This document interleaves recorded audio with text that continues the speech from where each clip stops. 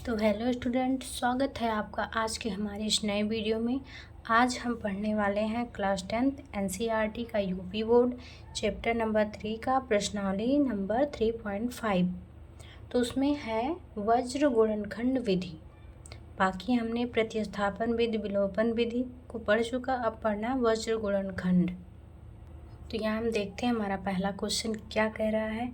निम्न रैखिक समीकरणों के युग्मों में से किसका एक अद्वितीय हल है, किसका कोई हल नहीं है, या किसके अपरिमित रूप से अनेक हल हैं। अद्वितीय हल की स्थिति में उसे वज्र गुणनखंड विधि से ज्ञात कीजिए।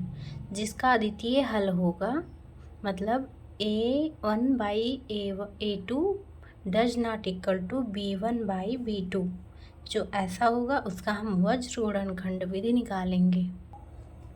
तो यहाँ हम देखते हैं हमारा पहला क्वेश्चन है x - 3y - 3 बराबर 0, 3x - 9y - 2 इक्वल टू 0। अब हम लिखेंगे दिए गए समीकरण निकाय की तुलना। ये हो गया हमारा समीकरण 1, ये हो गया समीकरण 2। दिए गए समीकरण निकाय की तुलना। समीकरण 1 की तुलना a1x plus b1y plus c1 बराबर 0 से कराने पर, और समीकरण 2 की तुलना a2x plus b2y plus c2 equal to 0 से कराने पर। इतना हमें लिखना नहीं पड़ेगा, इतना तो आप सब समझ ही गए होंगे आगे के क्वेश्चन को हल करते वक्त। तो हमारा a1 क्या हो गया, a1 हो गया हमारा 1, b1 हो गया हमारा -3 और c1 हो गया हमारा -3। यहाँ पर a2 क्या हो गया 3, b2 -9 और c2 -2। अब हमें देखना है कि हमारा a1 बाई a2 बराबर b1 बाई b2 बराबर c1 बाई c2 है या नहीं। तो यहाँ पे हम देख सकते हैं a1 by a2 equal to 1/3, b1 by b2 equal to minus minus cancel हो गया, 3 1 जा 3, 3 3 जा 9, c1 बाई c2 क्या हो गया, minus minus cancel, 3/2, a1 by a2 equal to b1 by b2 does not equal to c1 by c2। Okay, ये बराबर नहीं है तो हम लिख सकते हैं, इसलिए इस निकाय का कोई भी हल नहीं है। जब हमारा a1 by a2 does not equal to b1 by b2 होगा तब वो हमारा एक अद्वितीय हल होगा, तभी हम वज्र गुणनखंड लगाएंगे। तो चलिए हम बढ़ते हैं आगे क्वेश्चन की ओर। आइए हम अब अगला क्वेश्चन देखते हैं। इसमें क्या दिया है, 3x - 5y बराबर 20।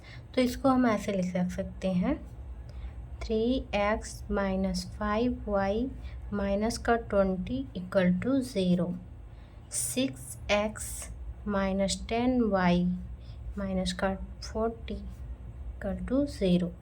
अब ये हो गया हमारा समीकरण 1, ये हो गया समीकरण 2। समीकरण 1 की तुलना इस समीकरण से कराना है और समीकरण दूसरे की तुलना इससे। तो इससे हमको क्या मिलता है, a1 equal to 3, b1 equal to minus का 5, c1 इक्वल टू माइनस का 20, और यहाँ पे क्या है a2 equal to 6, b2 equal to minus का 10 और c2 इक्वल टू माइनस का 40। अब हमको इस फॉर्म में देखना है हो रहा है या नहीं। इसमें भी तो आइए देखते हैं। इसमें हम मान रखते हैं 3/6 माइनस का 5 माइनस का 10, ये क्या हो गया माइनस का 20 माइनस का 40। ये कैंसिल होगा हमारा, 3 1 जा 3, 3 2 जा 6, 5 1 जा 5, माइनस माइनस कैंसिल, 5 1 जा 5, 5 2 जा 10 और 20 1 जा 20, 40 माइनस माइनस भी प्लस में हो गए। ये क्या, ये तो हमारा सब बराबर हो गया। A1/A2 बराबर B1/B2 बराबर C1/C2। तो ये इस निकाय के असीमित हल होंगे। ये भी हमारा अद्वितीय हल नहीं है, इसमें भी हमको वज्र गुणनखंड नहीं निकालना है। अरे ये तो तीसरा क्वेश्चन था, अभी हमको दूसरा और चौथा लगाना है। ओके, हमने गलती से इसको नोट कर दिया, इसमें भी वही हमें प्राप्त हुआ। आइए अगला क्वेश्चन देखते हैं। तो यहाँ देखते हैं, हमारा दूसरा क्वेश्चन है 2x + y = 5, 3x + 2y = 8। इसको हम, जैसे हमारा ये समीकरण है, इस तरह हम इसको इस साइड ले आते हैं। ये हमारा हो गया समीकरण 1, ये हो गया समीकरण 2। ऐसे हम लिखेंगे। इसकी तुलना इससे कराने पर हमको A1 = क्या मिलता है 2, B1 = 1, C1 = -5, A2 = 3, B2 = 2, C2 = -8। अब हम A1/B, A2 2/3, B1/B2 1/2, C1 = C2 -5 -8। तो हमको क्या यहाँ मिलता है A1/A2 does not equal to B1/B2। तुमको यहीं पे मिल गया, तो आगे हम बढ़ेंगे ही नहीं। तो यहाँ हम लिख सकते हैं, इसलिए इस निकाय का एक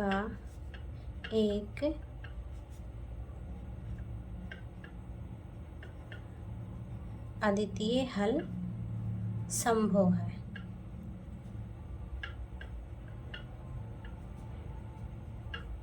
अब इस निकाय को हम वज्र गुणनखंड द्वारा हल करेंगे। तो यहाँ पे देख सकते हैं, ये हमारा है फार्मूला वज्र गुणनखंड का। ये क्या है x हमारा है, और ये B1/B2, C1 C2, और ये C1 C2, मतलब यही वाला यहाँ पे रहेगा दूसरे में, और ये वाला पोर्शन यहाँ, और B1 और B2 लास्ट में। तो इसका मल्टीप्लाई इसके साथ करेंगे, इसका इसके साथ, इसका इसके साथ, इसका इसके साथ, इसका इस वाले के साथ, इसका इस वाले के साथ। तो ये हमारा फार्मूला है। इसको और अच्छा फार्मूला बनाएंगे तो हमारा फार्मूला ये बनेगा। ये जो आप देख रहे हैं x बटे में B1 × C2 माइनस का, यहाँ पे फार्मूले में माइनस रहेगा, B2 × C1 y के बटे में क्या है, y के बटे में है C1 × A2 minus C2 × A1, और 1 जो है हमारा 1 के बटे में है हमारा A1 × B2 minus A2 × B1। अब हमारा जो B1 है, जो C2 है, B2 है, जो C1 है, उसका मान रखते हैं, उसके बाद हमको आंसर मिल जाएगा। चलिए हमारे साथ मान रखिए, B1 1 × C2 माइनस का 8 माइनस B2 × C1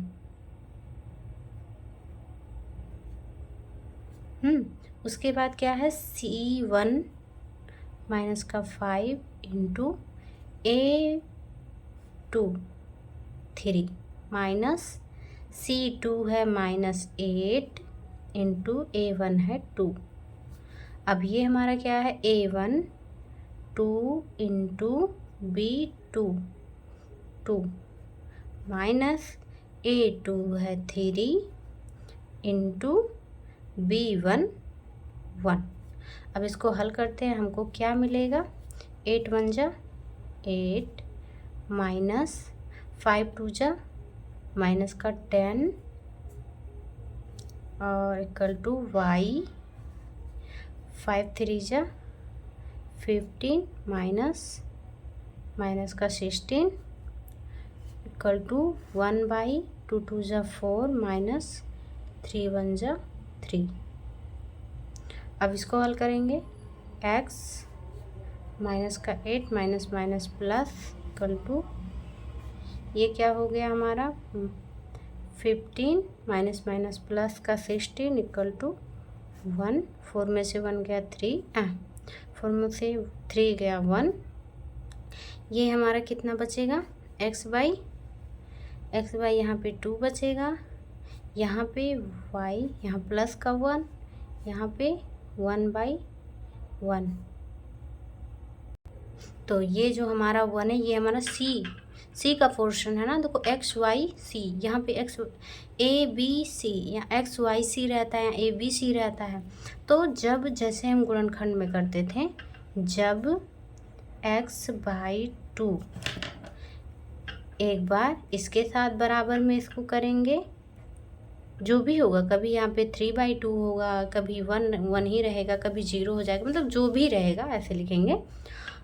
और जब y के साथ में इसको रखेंगे 1/1, तो x बराबर हमारा क्या निकल के आएगा, तिरछा मल्टीप्लाई करा देंगे। x बराबर 2, y बराबर 1। अतः x equal to 2, y equal to 1। X y का मान निकालना था, वो निकल गया। चलिए बढ़ते हैं नेक्स्ट क्वेश्चन की ओर। ये देखते हैं हमारा ये है अगला क्वेश्चन, क्वेश्चन नंबर 14। यहाँ पे आप सब लिखिएगा, इस समीकरण नंबर पहला, ये दूसरा, यहाँ पे जो है दिए गए समीकरण का निकाय की तुलना करना, ये सब आप करिएगा। हम तो सीधे लिख रहे हैं a equal to 1, b equal to -3, c 1 equal to minus का 7, a2 इक्वल टू 3। हमने सारे क्वेश्चन में बताया, इस क्वेश्चन में आप करिएगा। Okay, c2 equal to minus का 15। अब क्या करना था हमको, a1/a2 1/3, b1/b2 -3 -3 और c1/c2 -7 -15। हमको क्या मिला, a1 इक्वल टू a2 बराबर b1 इक्वल टू b2। क्या है, यहाँ 1/3 है, यहाँ पे कट के ये 1 हो जाएगा। Does not equal to b1/b2। तो इसके लिए हम क्या लिख सकते हैं, इस निकाय का एक अद्वितीय हल है।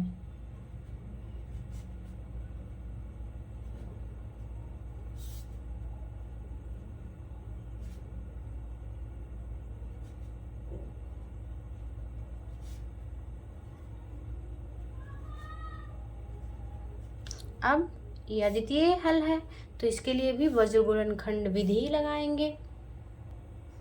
तो यहाँ पे हमने फार्मूला नहीं, सीधे फार्मूले पे मान रख दिया है। तो क्या हो गया, ये आपको पता है ना, यहाँ पे b1 b2 c1 c2 c1 c2 और यहाँ पे a1 a2 a1 a2 b1 b2 ऐसे था ना। तो इस उसी पे मैंने रख दिया है। अब यहाँ पे मल्टीप्लाई आपके साथ करते हैं। क्या हो जाएगा यहाँ पे 45 minus 21 equal to y by कितना हो जाएगा, माइनस का 21 प्लस 15। ये क्या हो जाएगा 1 इक्वल टू माइनस का 3 प्लस 9। ओके, अब क्या करेंगे, अब इन सबको जोड़ेंगे, जो घटने वाला होगा उसको घटा देंगे। यहाँ पे क्या हो जाएगा 24 घटा दिए हैं, यहाँ पर भी घट गया है माइनस का 6, यहाँ पे भी हमारा घट गया है, क्या आया 6। जब x/24 इक्वल टू, देखो मैंने बोला था ना, कभी इस तरह का आएगा, कभी अलग तरीके से आएगा, इक्वल टू 1/6। अब क्या हो जाएगा, x बराबर 24/6 और यहाँ पे y बराबर क्या हो जाएगा, -6/6, y बराबर -1, x बराबर 4। अतः x = 4, y = -1। यहाँ तक समझ में आया आपको? चलिए बढ़ते हैं अगले क्वेश्चन की ओर। यहाँ पे देख सकते हैं हमारा दूसरा क्वेश्चन क्या कह रहा है। a और b के किन मानों के लिए निम्न रैखिक समीकरणों के युग्म के अपरिमित रूप से अनेक हल होंगे। 2x + 3y = 7, a - bx + a + by, b का y = 3a + b - 2। ये भी हमारा सेम इसी क्वेश्चन की तरह लगेगा। इसमें भी हमें a1x + b1y + c1 = 0 से तुलना करानी है। यहाँ हम देख सकते हैं दिया गया समीकरण हमारा 2x + 3y = 7। इसको हम लिख सकते हैं ऐसे, = 2x + 3y - 7 = 0।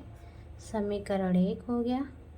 इसको भी इधर ले आएंगे तो क्या हो जाएगा, a - bx + a + by - 3a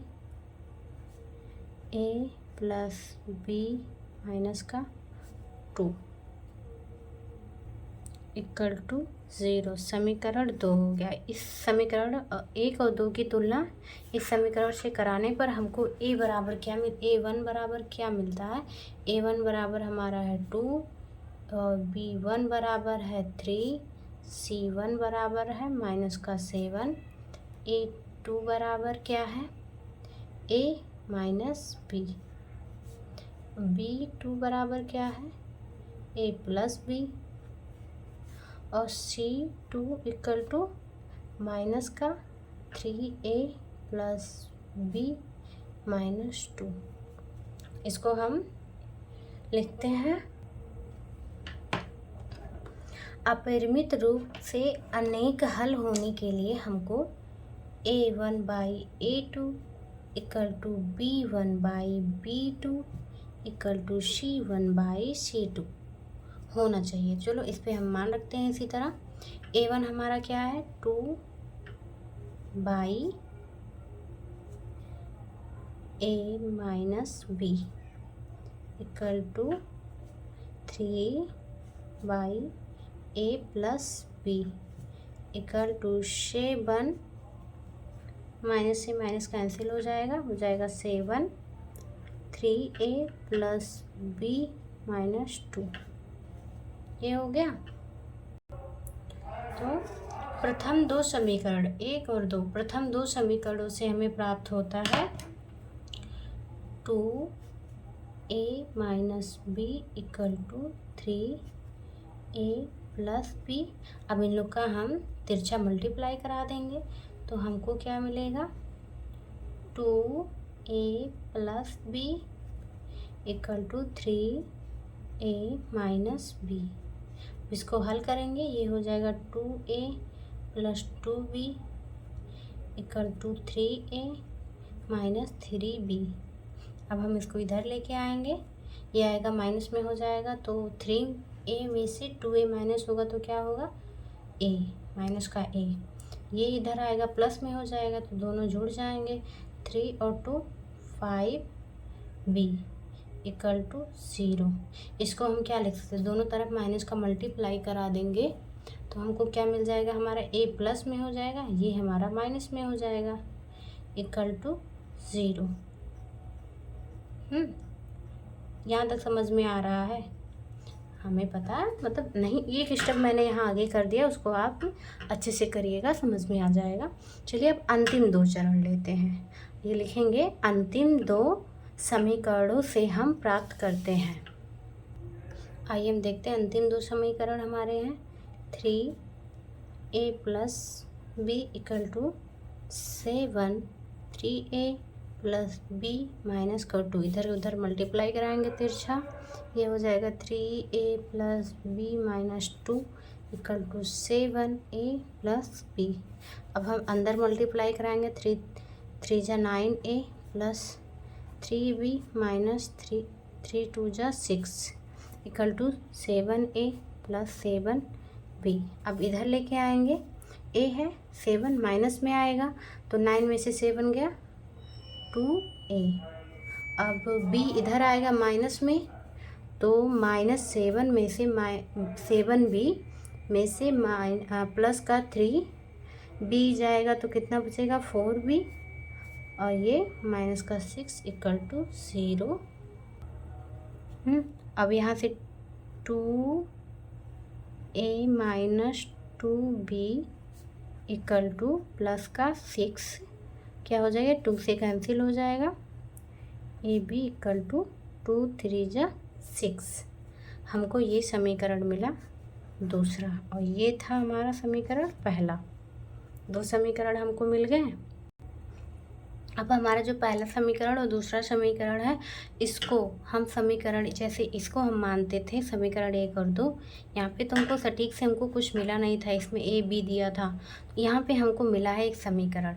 इसी को हम वज्र गुणनखंड द्वारा हल करने के लिए a1 इक्वल टू हमारा ये a1 है बराबर 1 और ये b कैपिटल B लिखेंगे, b1 इक्वल टू माइनस का 5 और c1 इक्वल टू 0 है हमारा और a2 कैपिटल का a2 इक्वल टू 1 कैपिटल का b2 इक्वल टू -2 कैपिटल का c2 इक्वल टू 3। चलिए अब इसको हल करते हैं फार्मूले पे रखकर। यहाँ जो हमारा समीकरण है, यहाँ पे हमें x y गुणांक नहीं है, यहाँ पे हमारा गुणांक है 1 का गुणांक a है और 2 का गुणांक b है, y की जगह पे b है और यहाँ भी x की जगह पे a है और y की जगह पे b है। तो इसके लिए हम लिखेंगे x की जगह पे a लिखेंगे, हमारा स्मॉल a रहेगा और यहाँ पे b1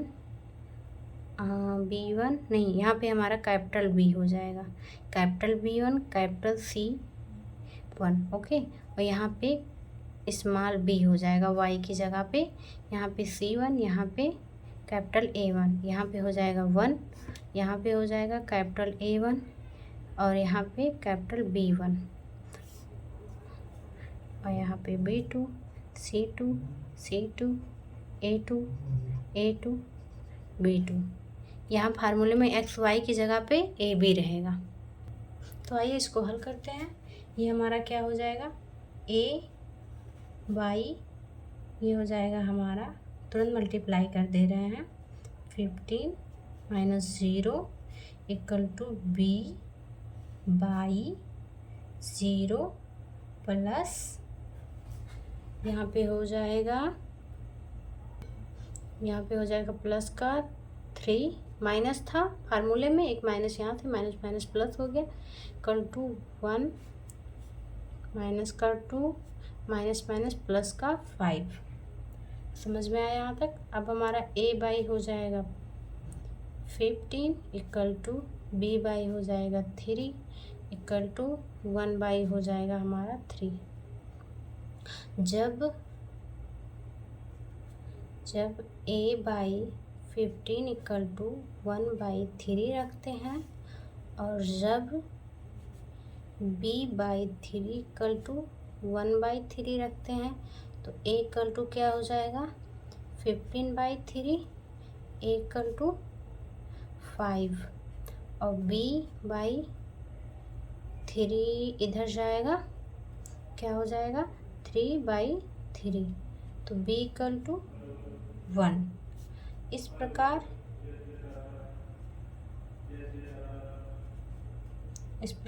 a बराबर 5 और b बराबर 1 प्राप्त होता है। देखते हैं हमारे दूसरे क्वेश्चन का दूसरा पार्ट क्या कह रहा है। के किस मान के लिए निम्न रैखिक समीकरणों के युग का कोई हल नहीं है। 3x + y = 1, 2k - 1 into x plus k minus 1 into y equal to 2k plus 1। इसको देखते हैं, इसमें k का मान निकालते हैं। तो ये देखते हैं, कोई भी हल ना होने के लिए ये जो c1/c2 है डज नॉट इक्वल टू में रहेगा, बाकी बराबर रहेंगे। इसको हम लिख सकते हैं 3x plus y minus 1 equal to 0, और इसको लिख सकते हैं, या इसी को माइनस में कर देना जगह, अच्छा ठीक है लिख दे रहे हैं 2k minus 1x plus k minus 1y minus का 2k प्लस 1 इक्वल टू 0।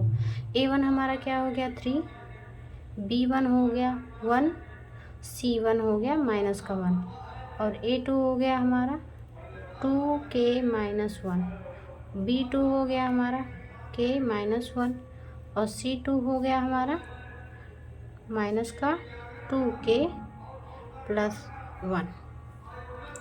अब हम इसको रखेंगे a1 3/2k minus 1 equal to b1 1 equal to k minus 1 equal to, minus से माइनस कैंसिल हो जाएगा, 1/2k plus 1।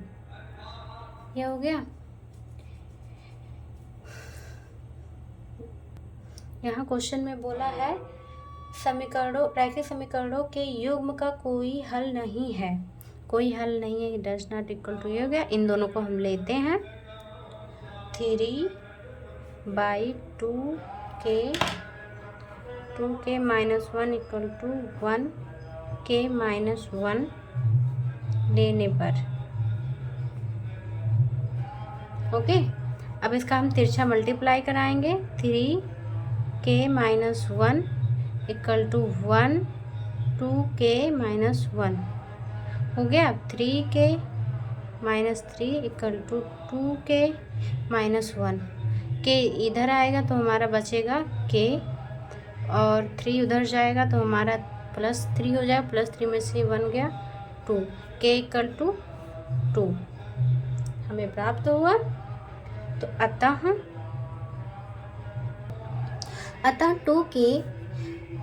k equal to 2 होने पर दिए गए रैखिक समीकरण का कोई हल, दिए गए समीकरण निकाय का कोई भी हल नहीं होगा।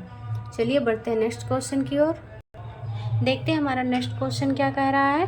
निम्न रैखिक समीकरणों के युग्म को प्रतिस्थापन एवं वज्र गुणनखंड विधियों से हल कीजिए। किस विधि को आप अधिक उपयुक्त मानते हैं? जो विधि हमको आसान लगेगी उसी को हम उपयुक्त मानेंगे। आइए हल करते हैं। क्वेश्चन क्या हमारा 3x plus 5y equal to 9, 3x plus 2y equal to 4। तो हम देख सकते हैं, पहले हम लगाएंगे प्रतिस्थापन विधि से दिए गए निकाय को हल ज्ञात करने के लिए। ये हमारा समीकरण है, इसको मैंने ऐसे लिख दिया, समीकरण 1 समीकरण 2। अब उसमें क्या होता था, एक x या y को एक तरफ करके बाकी को एक साइड करते थे प्रतिस्थापन विधि में। तो यहाँ पे हम समीकरण 2 लेते हैं। समीकरण 2 से y इक्वल टू, इधर जाएगा प्लस का 4 माइनस का 3x y में 2 हो गया हमारा। अब इसका मान, y का मान समीकरण 1 में रखने पर देखते हैं हमारा क्या हो जाएगा। 8x plus 5 4 minus 3x by 2 minus का 9 इक्वल टू 0। अब क्या होगा, 8x plus 20 minus 15x by 2 minus का 9 इक्वल टू 0। हम 2 का एलसीएम लेते हैं, 2 का इसमें मल्टीप्लाई करा के 2 को इधर 0 से मल्टीप्लाई करा देंगे। Plus 20 minus 15x plus 8 minus का 18 इक्वल टू 0। इसको x 16 में से 15 गया x, और 20 में से 18 गया 2 इक्वल टू 0। तो फिर x इक्वल टू में क्या आ गया, माइनस का 2। x का मान समीकरण 2 में रखने, समीकरण 3 में रखने पर, तो x का मान समीकरण 3 में रखने पर समीकरण 3 हमारा ये, इसमें हम -2 रखते हैं तो हमारा आता है 5। y का मान 5 आता है, तो y बराबर 5, x बराबर -2। अब हम वज्र गुणनखंड द्वारा हल करेंगे। अब हम वज्र गुणन विधि द्वारा हल करने के लिए व्यापक समीकरण निकाय से हल करेंगे। तो हमारा ये क्या है, x 5y 9 = 0, 3x + 2y - 4 = 0 की तुलना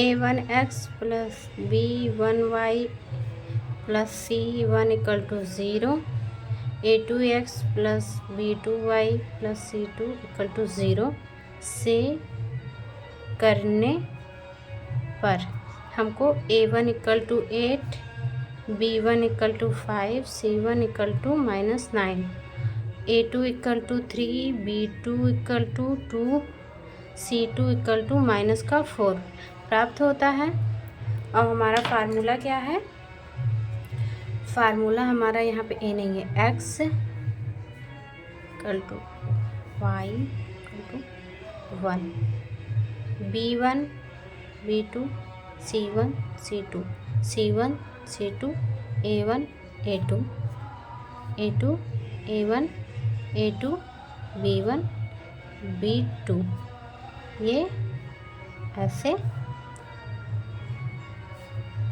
तो आपको पता है अब क्या हो जाएगा, b1 c2 -c1 b2 = y, c1 a2 -a1 c2 = 1 a1 × b2 - b1 a2। अब इस पे हम मान रखते हैं, यहाँ पे हमने मान रख दिया है b1 c2 का और -c1 b2 का, इन सब का मान रख दिया है। अब इसको हल करते हैं, यहाँ पे हमको मिलेगा कितना, -20 प्लस 18 = y, यहाँ पे मिलेगा -27 प्लस का 32 प्लस 1/16 -15। अब ये क्या हो जाएगा, x बाई में -2, y बाई में कितना मिलेगा 5, ये हमारा मिलेगा 1। जब यहाँ तक हमने आपको बताया था ना, जब x का मान एक बार इसके साथ, एक बार y का मान इसके साथ, x बाई -2 = 1, y बाई 5 = 1, तो x = -2, y = 5। हमको क्या मिला, इस प्रकार